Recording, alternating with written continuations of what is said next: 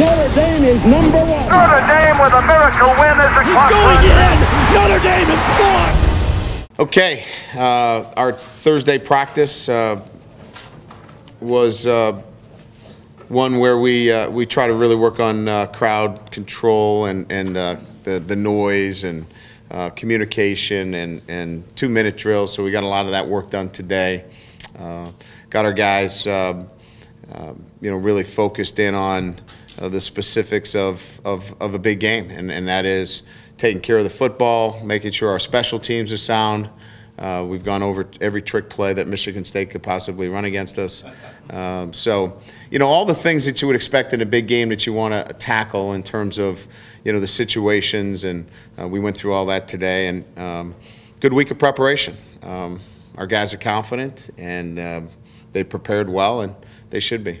So they're looking forward to the challenge of playing at Michigan State and what will be a great atmosphere.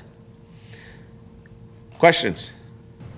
What were you able to get from Tavares this week? Yeah, he was able to do some good things today. I was surprised, actually. We were not sure what we were going to get from him. First-time injured guys always, you kind of see how that plays out. But he did a pretty good job. He actually practiced yesterday, which was a surprise. We thought we were going to wait on him until Thursday. So, he's going to be all right. You have a kicker? Yeah, Brinza will start at kicker. Tausch is still not 100%, so there really wasn't any competition this week. Kyle, and he had a great week of practice, so we'll go with Brinza. With Danny Spahn back, does that change the dynamics, that outside linebacker? No, it just gives us the two deep, that we want, obviously, with him and Ben. We've got Fox and Calabrese at the wheel. You've got Manti and Grace at the mic, and so everything's balanced off there pretty good. Will Council be starting? Don't know yet, but it's a very competitive situation. Both those guys we consider 1A, 1B, and they're interchangeable. What did you see out of Sierra this week? Early, a little rusty, and not in the sense that, when you're a natural runner of the football, it's just, all the other things, getting the checks right and, alignment and assignment and all that. But he'll be fine. He's anxious to get out there and contribute to our offense, and we got to make sure we do that. Was there ever any lingering issue with Everett's hand after that? Did he pretty much respond for the Yeah, we had to be careful. Tuesday we didn't do any direct snaps with him, but yesterday he was full go, and probably had as good a day yesterday, and then followed up with a very strong day today. So pleased with his last couple of days. And Jamoris, just the way he plays so aggressively and everything, is it his shoulder that he's just got to monitor? Or is yeah, he's just got to be. That's Jamoris. That's the way he plays. He was back out there on Tuesday.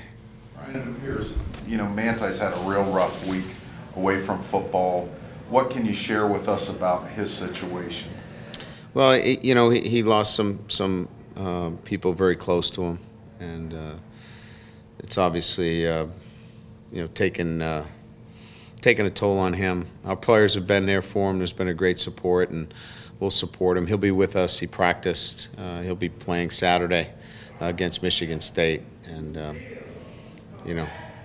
unfortunately, he's gone through a very rough 24, 48 hours. But his support, his family at home have been great, and all of the players and coaches have been there for him. So he wants to be with his teammates. He wants to be with his people that care about him. So he's a strong man, and he's going through a tough time, but he'll rise to the occasion. Do you envision there being at some point that he needs to get to Hawaii between Michigan State and Michigan? We've had some preliminary conversations about it. We got a bye week coming up, but we'll see how things go. We know he's going to be with us for Saturday. You went into the season wanting to play a lot of receivers. You did against Navy. You scaled back a little bit last week. Where does that go this week? They got to keep playing, Chris has got to play, and obviously Tavares has got to continue to play for us. I'd say that if you look at the young receivers, you got to include those tight ends in there, Tim. That's part of the package too. So you're talking about Troy Nicholas and Ben Koyak as well. So yeah, they got to continue to be part. They took a lot of reps this week. So look, it's like Everett.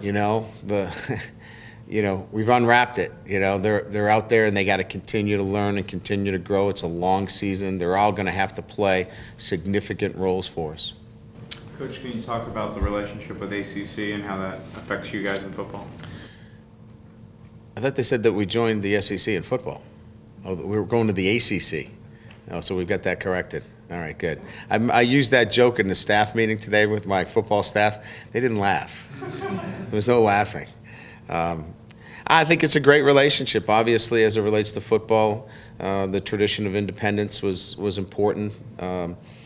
Obviously a lot of those things started to take place when we had access. In other words, when football was going to get access to, the playoff, it then becomes how do we solidify our postseason opportunities? And we've solidified our postseason opportunities with the ACC as it relates directly to football. I think we all understand how it enhances all of the other sports. And I know talking to our coaches, they're extremely excited. But for football specifically, that postseason piece, and then obviously Notre Dame's ability to help attract even a better bowl lineup as we begin the negotiations here down the road for new bowl opportunities. So that's huge. And there's so many things relative to recruiting. We love that Eastern Seaboard has been great to us.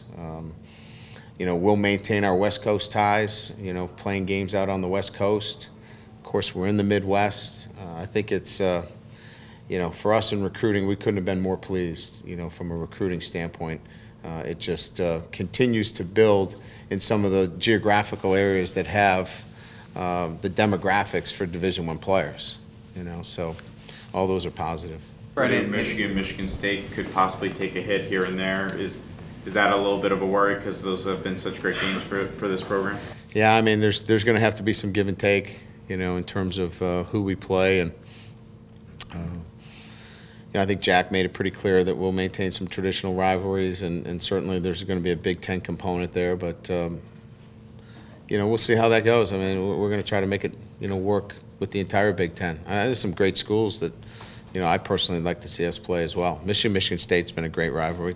Ohio State, Wisconsin, Indiana. I mean, I could name a number of schools that would be attractive. But they'll ask my opinion, but somebody else will be making that call.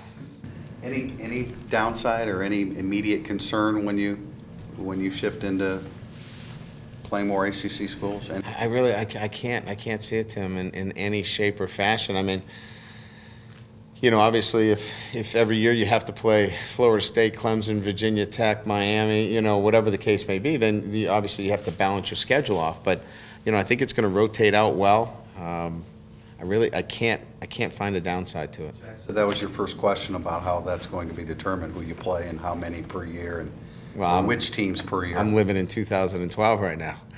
Did you look at that schedule up there? Ryan, there was a moment in the game last week, Everett comes out, he kind of goes over the bench for a little bit, and it looked like Lewis went over and talked to him and kind of, get his spirits up or kind of get him up off the bench. That kind of moment of leadership from somebody who, he said his head is screwed on straighter than it's ever been here. Yeah. What does that kind of tell you about where Lewis is and kind of how he's matured as a player? It's why you're in this business, to see guys grow and develop, and he was a handful, and now he's enjoyable to be around. And he was upset, at the end of the game, and the way Tommy was received. And I had to talk to him after the game. He didn't understand why. And so, you got a guy there who cares about Notre Dame, cares about his teammates, and that's the fun part of this business, when you see the maturation of those young guys and turning into the young men they're going to be. And as you know, he's a multifaceted guy. Football he's really good at, but he's going to be on my radio show tonight, so that should be a hoot. Coach, can you talk about just the rivalry here that Michigan State Notre Dame? It seems like every game recently is coming down to a close one. Yeah, I think it starts with, there's a respect for both, programs, and they know what they're going to expect in this game, and that has been very competitive on both sides of the ball. Nobody's really run away with this in a sense that they've dominated the other opponent. I think there was a streak of maybe 4 or 5 years where Notre Dame didn't win, but it's been that kind of rivalry where it's gone back and forth. And I just think it's a good, healthy Midwestern rivalry between two teams that know what they're going to expect on Saturday. We know what we're going to get from them, and they pretty much know what we're going to give them. So it should make for a fun game. Bad ending for you guys the last time you were there. You were a little bit miffed in the press conference afterwards. Yeah, I mean, I remember last year. Last year we sang the fight song, and my memory is short-lived.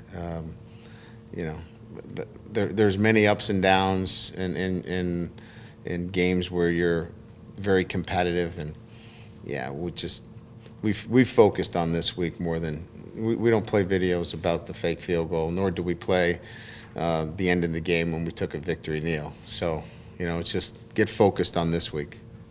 I have 2 more. Coach, 2 years ago, Coach D'Antonio had the heart attack after the game. He spoke at length with reporters this week about that whole experience, and I was wondering if you could talk a little bit about the stresses and the rigors of coaching at this level, and also maybe what you thought, what your reaction was when you heard about that happening to him at that time. Well, I mean, he just seemed to be a guy that's really fit, and I don't know, he's never appeared to me as a guy that was overly stressed in his job. You know what I mean? Some guys, you kind of sense that sometimes, like South Florida last year when I was a little stressed. But he just never seemed like that kind of coach to me, and I knew him pretty good because I followed him at Cincinnati. I just think that in this business we just have to have good balance in everything we do, and that's what I try to do. Okay. All right. Yes. Was Spond at all limited this week? Full go? I mean, full go. He had a little bit of I'd call it double session soreness a little bit. You know what I mean? Because his first action, but he was in the training room yesterday and felt great, and he's cleared, and he's pretty excited to play, and he will play on Saturday. So. I think just getting back out there for the first time in a while, he had a little soreness, but today Coach Diaco said he looked great, and we're excited about watching him play. All right, thanks, guys.